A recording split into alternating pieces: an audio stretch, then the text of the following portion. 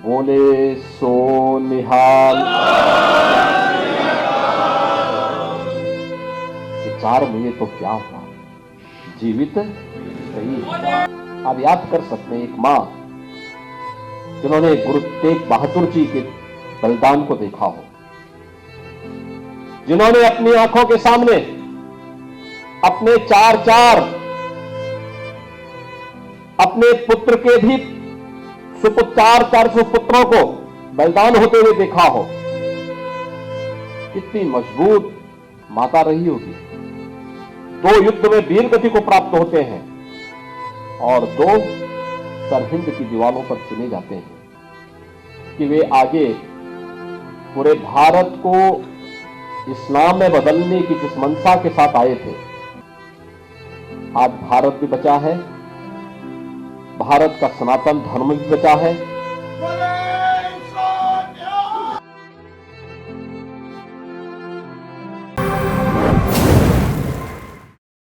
ये मेरे लिए सौभाग्य का अवसर है कि देश और धर्म के लिए अपना बलिदान देने वाले गुरु गोविंद सिंह जी महाराज के उन 4 साहबजादों की स्मृति का यह दिवस हम लोग मुख्यमंत्री कार्यालय में गुरुवाणी का कीर्तन करके यहां पर उन सभी साहबजादों की स्मृति को नमन कर रहे हैं। ये मेरा सौभाग्य है कि इस मुख्यमंत्री कार्यालय में, इस मुख्यमंत्री आवास में गुरु नानक देव जी के 550वें प्रकाश पर्व के अवसर पर जो कीर्तन यात्रा निकली थी, उसका भी यहां पर पाठ करने का सौभाग्य प्राप्त हुआ था। विगत वर्ष भी हम लोगों को यहां पर साहबजादा दिवस के अवसर पर एकत्र होने का सौभाग्य प्राप्त हुआ था और यह वर्ष फिर हम सबके इस पावन कार्यक्रम के साथ मिलन का एक आयोजन यहां पर हो रहा है। सचमुच जब हम लोग बात करते हैं, भारत के मध्यकालीन इतिहास को देखते हैं, तो आप देख सकते हैं कि गुरु नानक देव जी से चली वह परंपरा गुरु गोविंद सिंह जी तक एक शक्तिपुंज बनकर के, यानी भक्ति से शक्ति का एक अद्भुत संगम हम सबको कहीं देखने को मिलता है, तो वह भारत की भक्ति और शक्ति का एक अद्भुत संगम भारत की सिख परंपरा है। क्योंकि दुनिया के अंदर ऐसा कहीं नहीं, और मैं तो कह सकता हूं कि गुरु नानक देव जी का समय कौन सा था जब बाबर के हमले भारत के अंदर होते हुए दिखाई दे रहे हैं, और गुरु गोविंद सिंह जी महाराज तक आते आते ये हमले भले ही तेज होते हुए दिखाई दे रहे हों, लेकिन भारत का सिख इतिहास इस बात को कहता है कि उन विदेशी आतताइयों का अंत सिखों ने ही अपने समय में हमारे इन गुरु परंपरा ने ही उस समय कर दिया था। उन्हें इतना छीण कर दिया कि वे आगे पूरे भारत को इस्लाम में बदलने की जिस मंशा के साथ आए थे, आज भारत भी बचा है, भारत का सनातन धर्म भी बचा है।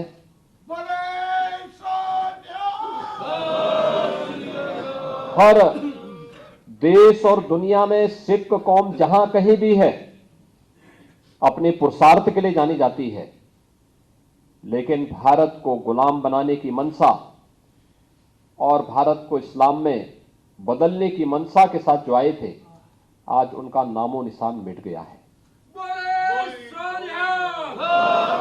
यानी ये चीज हमें बात बताती है कि भारत की ये गुरु परंपरा ये कोई सामान्य गुरु परंपरा नहीं है, ये दिव्य परंपरा है। ये वह परंपरा है जो अपने एक विशिष्ट आयोजन के लिए, विशिष्ट मार्गदर्शन करने के लिए उस कालखंड में हिंदुस्तान को बचाने के लिए ही आई थी और देश और धर्म का बचाव करते हुए उन्होंने एक मार्ग हम सबको दिखाया।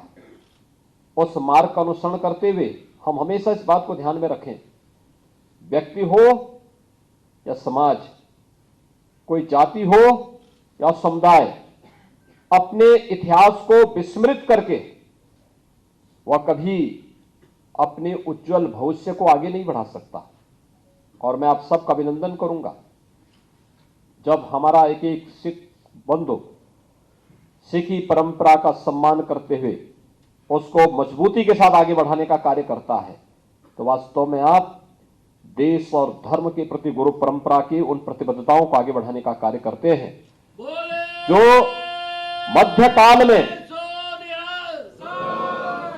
मध्यकाल में देश और धर्म को बचाने के लिए उस कालखंड में किया था। आप याद कर सकते हैं, गुरु नानक देव जी ने बाबर को जाबर कहने का साहस कोई करता है तो उस कालखंड में गुरु नानक देव जी करते हैं। कश्मीरी पंडितों को रक्षा करने के लिए अपना शहादत देने वाले गुरु तेग बहादुर जी, कौन उन्हें विस्मृत कर सकता है। विदेशी आक्रांताओं का जवाब देने के लिए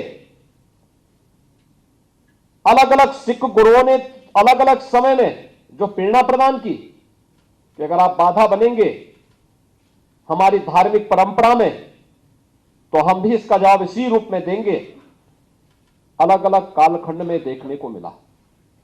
और गुरु गोविंद सिंह जी ने तो उन्होंने अपने विचित्र नाटक में सब कुछ लिख दिया है, सब कुछ कह दिया है। वो न केवल उस कालखंड के लिए, आने वाले समय के लिए भी हम सब के लिए एक नई प्रेरणा है। और भाइयों बहनों, आज जब हम यहां पर गुरु गोविंद सिंह जी महाराज के 4 सुपुत्रों साहबजादा अजीत सिंह, साहबजादा जुझार सिंह, साहबजादा जोरावर सिंह, साहबजादा फतेह सिंह, इन 4 साहबजादों के इस पावन दिवस को यहां पर मना रहे हैं, सचमुच हम सबका मन अंतःकरण से श्रद्धा और सम्मान के साथ भरता है माता गुजरी देवी के प्रति। आप याद कर सकते हैं एक मां जिन्होंने गुरु तेग बहादुर जी के बलिदान को देखा हो, जिन्होंने अपनी आंखों के सामने अपने 4 अपने पुत्र के भी 4 सुपुत्रों को बलिदान होते हुए देखा हो। कितनी मजबूत माता रही होगी गुजरी माता।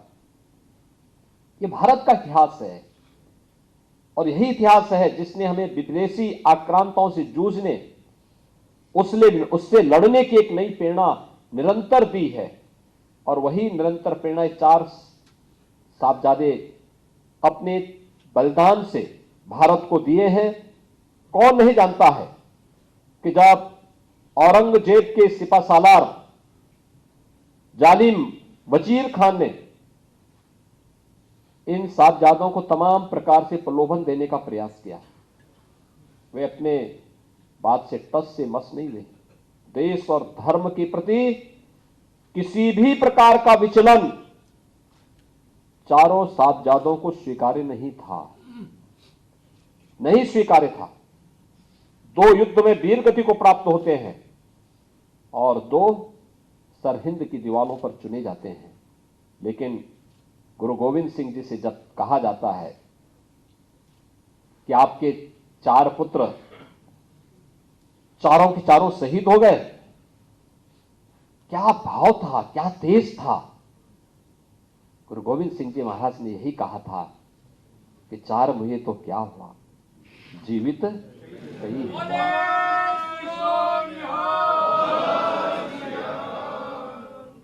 ये जीवित कई हजार की बात जब वे कहते हैं, तो सनातन धर्म की रक्षा करने के अपनी वचनबद्धता को ही आगे बढ़ाने का कार्य करते हैं। उन्होंने यही कार्य किया। ये यानी 4 मुए तो क्या हुआ, जीवित कई हजार का मतलब ये जितने भी अभी हैं ये सब मेरे ही पुत्र हैं, यानी पूरा हिंदुस्तान मेरा पुत्र है। और इन सब के लिए हम आगे अपना कार्य करेंगे।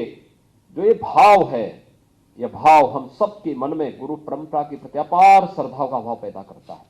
और ये मैं अपना सौभाग्य मानता हूं, मुख्यमंत्री आवास में कोई अन्य धार्मिक कार्यक्रम नहीं होता है, कोई अन्य कार्यक्रम नहीं होता है, लेकिन मेरा यह मानना है कि यहां पर कार्यक्रम होने चाहिए, वे होने चाहिए जो भारत के इतिहास को एक नई दिशा देते हों। और भारत के इतिहास को नई दिशा देने वाला एक कार्यक्रम है साहबजादों के प्रति सम्मान का भाव। आज की वर्तमान पीढ़ी को एक नई दिशा देने का कार्य। आज की हमारी पीढ़ी, युवा पीढ़ी देश और धर्म के बारे में जान सके, अपने सच्चे इतिहास को पहचान सके, सिख गुरुओं के योगदान का स्मरण कर सके, उनके प्रति सम्मान का भाव भी पैदा कर सके। ये कार्यक्रम करके हम सिख पंथ पर कोई उपकार नहीं कर रहे हैं, क्योंकि सिख पंथ उपकार की चीज ही नहीं है, ये तो पुरुषार्थ से बना है, गुरु के आशीर्वाद से आगे बढ़ा है।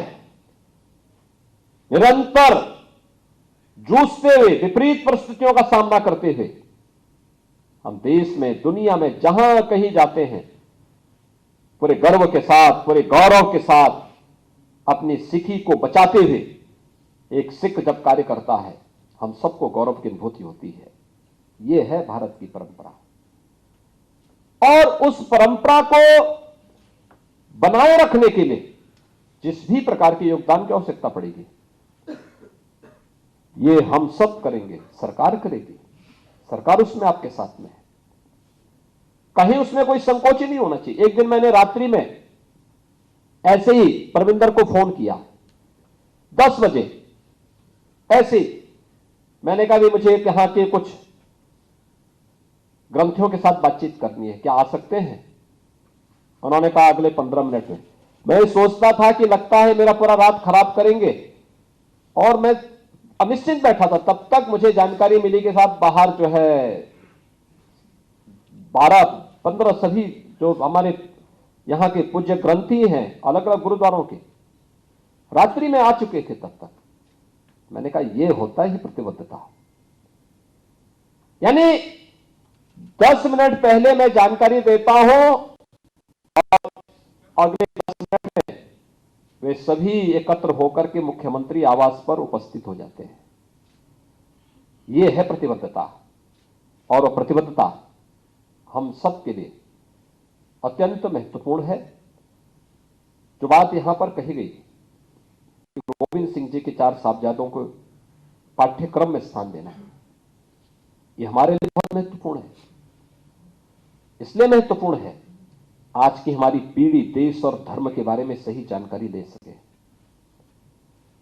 7 साल 9 साल क्या उम्र होती है,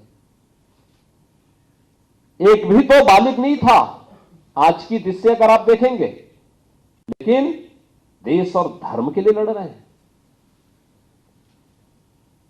न दहनियम न पलायनम की बात उन्होंने, जो भगवान कृष्ण 5000 वर्ष पहले कहे थे,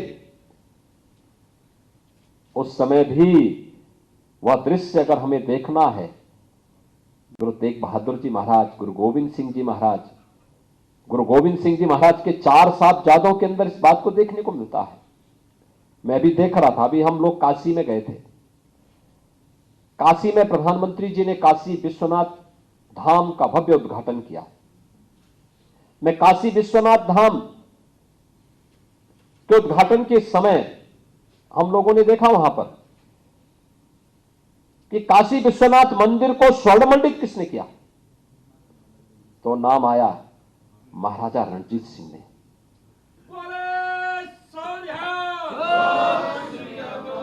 2 टन सोना, 2 टन सोना लेकर के वे काशी विश्वनाथ मंदिर में आए थे और काशी विश्वनाथ मंदिर को स्वर्ण मंडित किए। औरंगजेब तोड़ता है और महाराजा रणजीत सिंह स्वर्ण मंदिर को स्वर्ण मंडित करते हैं। अब ये तो दृष्टि है। हम औरंगजेब को सम्मान देंगे या महाराजा रणजीत सिंह को सम्मान देंगे? कश्मीर से कश्मीरी हिंदुओं को, कश्मीरी पंडितों को भगाने वाले कौन लोग थे? कौन नहीं जानता। और जब देश गुलाम था, विदेशी हमलों को झेल रहा था, तब कश्मीरी पंडितों की रक्षा करने वाले और उसके लिए अपना बलिदान देने वाले गुरु तेग बहादुर जी महाराज थे। और पहली बार आपने देखा होगा, एक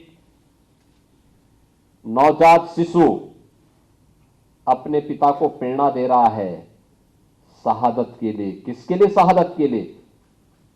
कश्मीरी पंडितों को बचाने के लिए।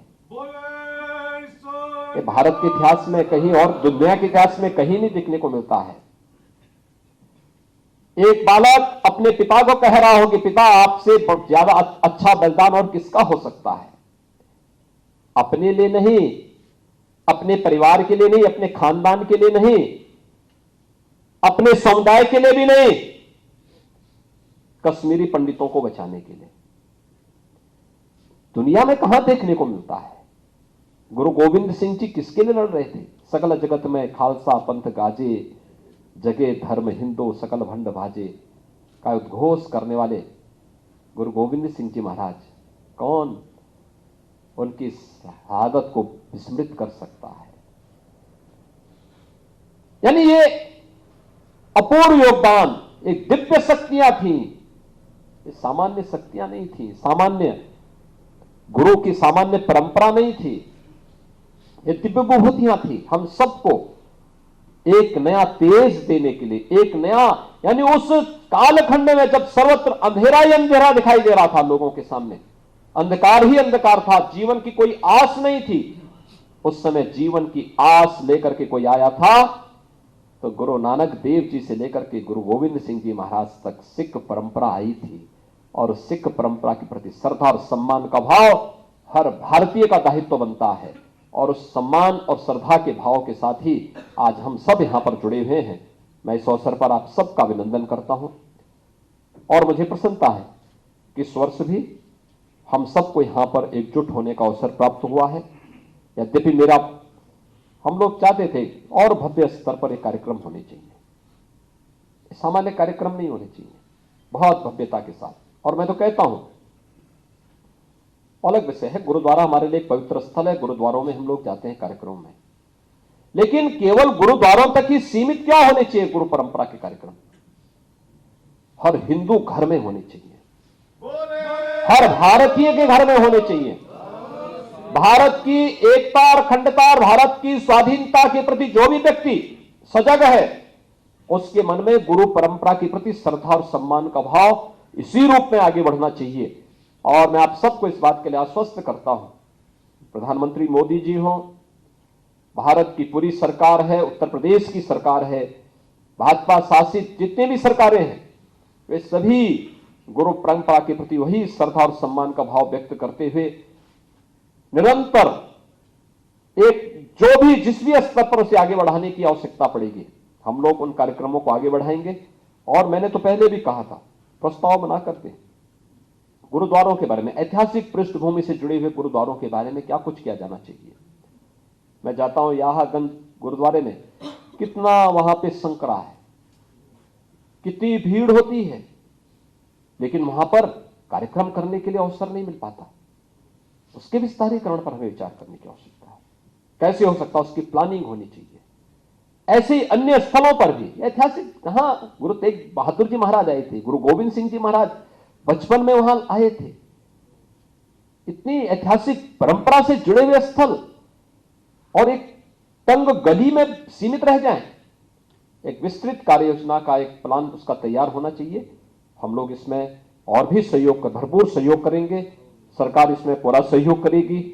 और यही नहीं, यहां पे सिख गुरुओं के इतिहास को लेकर के संग्रहालय की बात हो रही। मुझे आज एक पत्र मिला है और मैं चाहूंगा इसकी एक प्लानिंग हो, अच्छी हो, ऐतिहासिक भी हो, लेकिन साथ साथ इतिहास के साथ जोड़ते हुए इन घटनाओं के साथ हो, तकनीक के साथ जोड़ते हुए। अब तकनीक काफी आगे बढ़ चुकी है और तकनीक के साथ जोड़ते हुए अगर हम इस कार्यक्रम को आगे बढ़ाएंगे, वर्तमान पीढ़ी उसके साथ जुड़ेगी, बहुत मजबूती के साथ जुड़ेगी। राज्य सरकार का इस संबंध में आपको भरपूर सहयोग मिलेगा। मैं एक बार फिर से सिख गुरुओं के प्रति, चार साहबजादों को के इस बलिदान के प्रति कोटि कोटि नमन करते हुए आप सबको साहबजादा दिवस की यहां पर आज के इस अवसर पर आप यहां पर आए हैं, आपका मैं अभिनंदन करता हूं, स्वागत करता हूं, विश्वास करता हूं कि हम लोग इस परंपरा को निरंतरता बनाए रखते हुए भव्यता के साथ आगे बढ़ा करके वर्तमान पीढ़ी को इस बलिदान के प्रति निरंतर प्रेरित और प्रेरणा करने के लिए आगे बढ़ते रहेंगे। आप सभी के प्रति मेरी मंगलमय शुभकामनाएं।